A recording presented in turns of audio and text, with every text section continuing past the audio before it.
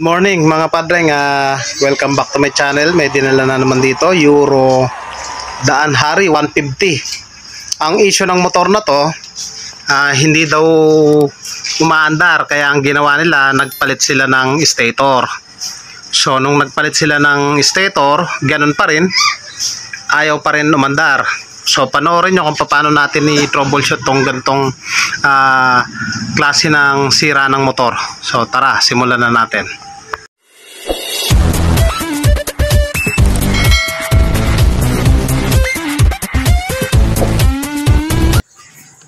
So ayan, tanggalin na muna natin yung headlight mga padreng, kasi itong motor na to wala siyang susian.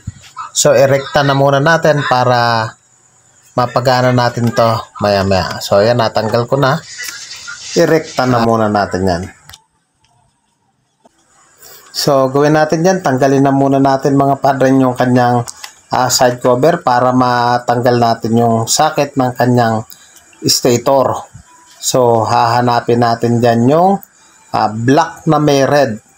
Itong Euro 150 na to, primary type po siya.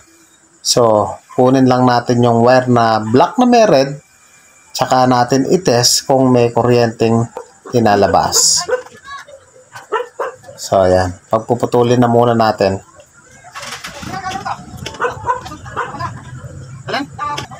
So ayan, naputol na natin. Mag-tap lang tayo ng wire para medyo mahaba siya. So tinap ko sa black na may red, tsaka natin i-spark test yan.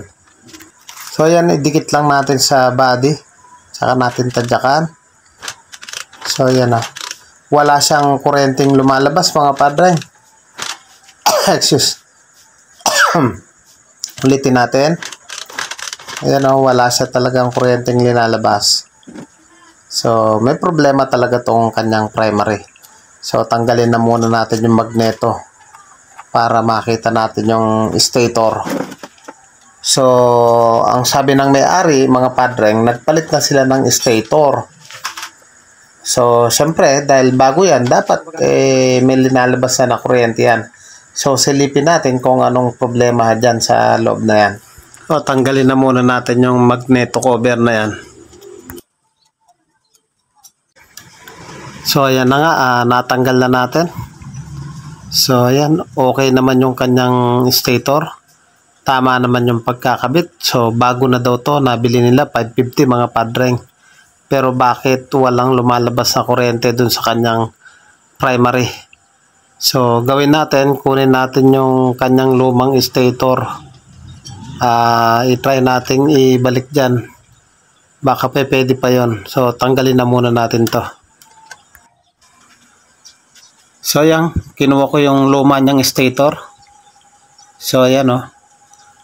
So okay naman. Tama naman yung kanyang nabili. So ikasa natin yung luma. Tsaka natin i-testingin kung, kasi baka mamaya hindi pa sira. Good pa pala, sayang naman. So kasal natin yan. So ayan, nakakasa na yung luma.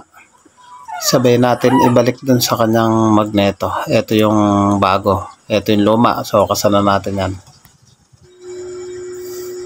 So yan, nakakasa na natin mga padreng. Kinabitan ko lang ng dalawang bolt muna. Hanapin natin yung black na may red, yung kanyang primary. Tsaka natin spark test ulit. So yan, dinugtungan ko ng kapirasong wire para medyo mahaba. So yan, sundan nyo lang yung ginagawa ko mga padre. So yan, try natin yung tagyakan. Ayan na. Tadyakan natin. Wala talagang kuryente. Sa madaling salita mga padre, yung luma sira na talaga.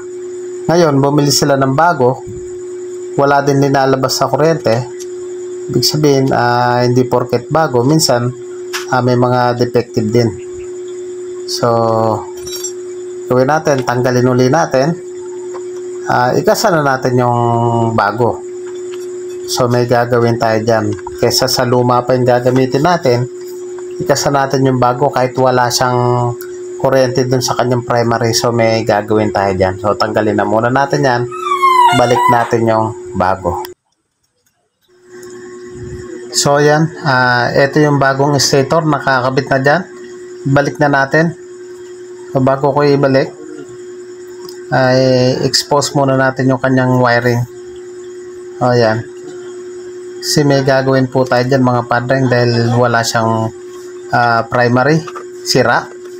So may gagawin tayo dyan para umandar yung motor. So kabit na muna natin yung yung kanyang mga tornilyo. O yan.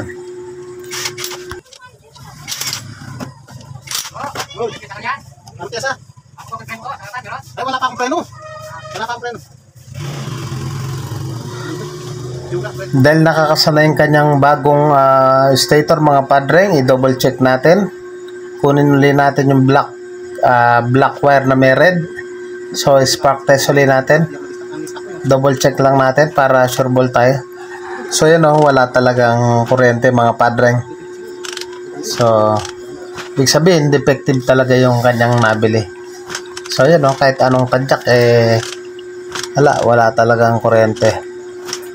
So gagawin natin dyan, i-test natin yung kanyang charging kung good pa siya. Ngayon kung good dyan, i-convert na lang natin ng battery operated. Gagamit tayo ng 4-pin na CDI.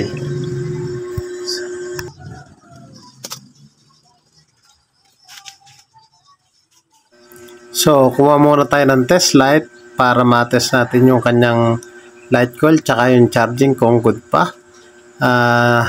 Cleanip ko lang siya sa negative, tsaka sundutin natin yung kanyang yellow wire. So pag tinadyakan na nakakuryente pa ako. So ayan, sundutin natin yung yellow wire. Dapat hindi siya iilaw. So basa kasi yung kamay natin, nakakuryente tayo. So ayan good siya, hindi siya umilaw. Doon sa pink wire, ganun din, dapat hindi ilaw yan. So ayan, good po yung ating charging tsaka yung sa light coil natin. So linagay ko yung clip doon sa pink. Ayan umilaw siya yung kabila sa yellow wire. So dapat iilaw. So nakita nyo umilaw naman, ibig sabihin good po yung ating charging. So hindi po kasi tayo pwede mag battery operated kung sira yung charging. Kasi kahit walang battery yan, papaganahin po yan ng regulator. So kaya dapat okay po yung ating charging. So ibig sabihin okay yung stator.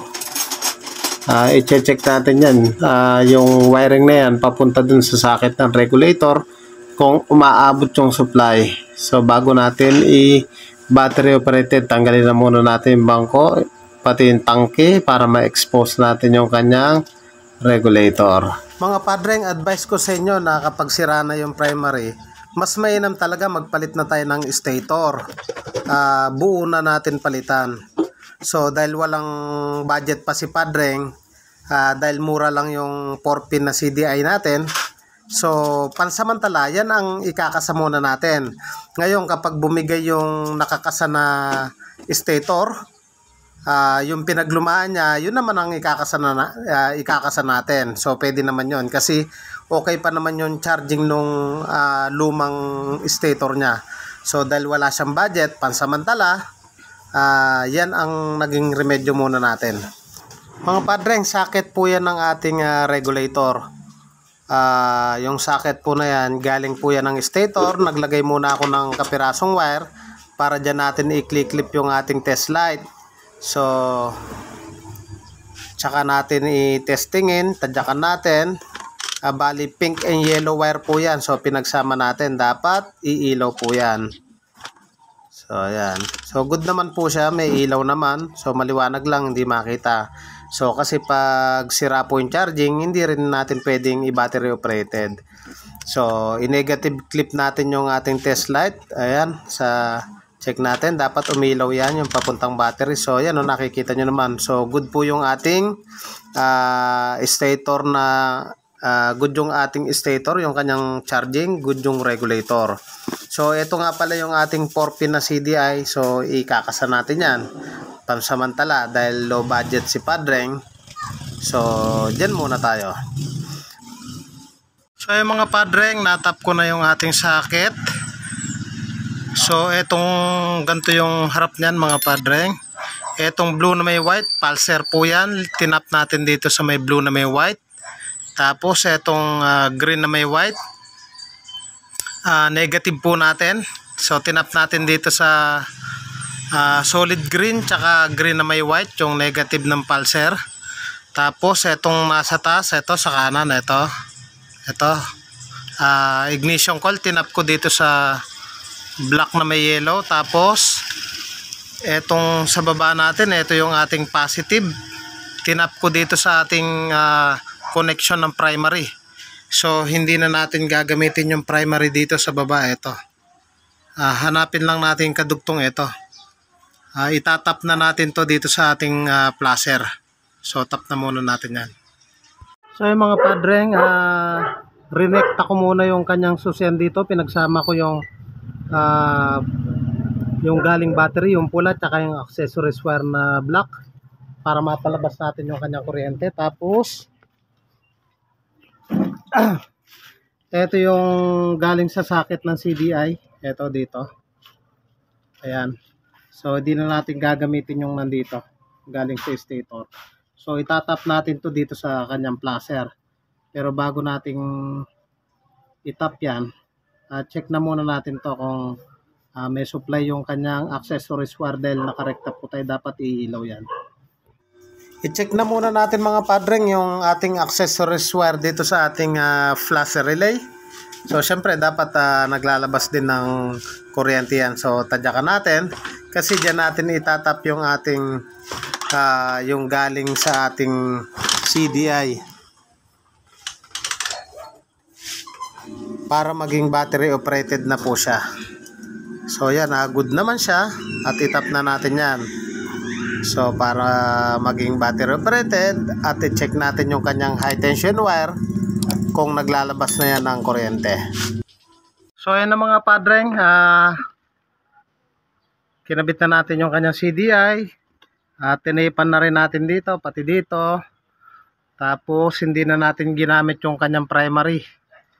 Ito, itong wire na to, hindi na natin ginamit to. Yung kadugtong nito, yung pumunta sa CDI, linagay natin dito sa kanyang placer. Ayan, nakatap. So nakakabit yung CDI, check natin, nakarekta lang yan. Check natin kung may lumalabas na kuryente. So tadyakan natin yan. Silipin na muna natin kung may kuryente na siya. Yan. Natin, medyo, ayan. Natin. Ayan, meron na siya, padre. Nakita niyo ba? May harap tumadyak. Yan. Oops. Meron. Pesto natin.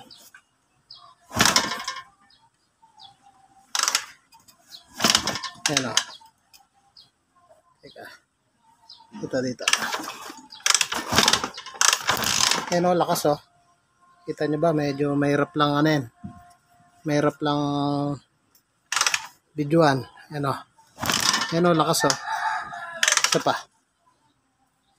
Ayan o, lakas o. So pwede na natin paandarin yung kanyang motor. Ayan. Kaya natin paandarin. Ayan o, mga padre, maandar na yung motor niya. Kaso wala na yatang gas. Chok natin. Ayan, nakachok. Na rin natin. Ayan o, padre, maandar na po yung motor niya. Kaso wala nang gas yung karburador. So, naging issue po ng kanyang motor mga padre, nawala ng kuryente yung kanyang stator, itong primary. Ngayon, nagpalit sila. May kuryente pero manipis yung lumalabas. So ibig sabihin hindi porket bago, minsan no good. So may lumalabas naman na kuryente yung bago, ito nga nakakasa dito. Kaso manipis. So ang halaga nito 650 dito sa amin sa Hermosa. So ang ginawa ko, binattery operated ko. Magkano lang naman to, murang-mura lang. Hindi na masyabot ng 650. So ayan, binattery operated natin at okay na yung motor mga padre. So pag ganito po yung nangyari po sa inyo mga padreng, sundan nyo lang po yung video na ginawa natin at magagawa nyo po yan. Kaya kung bago ka pa lang sa akin channel, huwag nyo pong kalimutan, paki-subscribe, paki-hit na rin po yung notification bell para updated po kayo sa mga videos na ilalabas ko. Thank you po sa inyo. God bless. Mabuhay po kayo.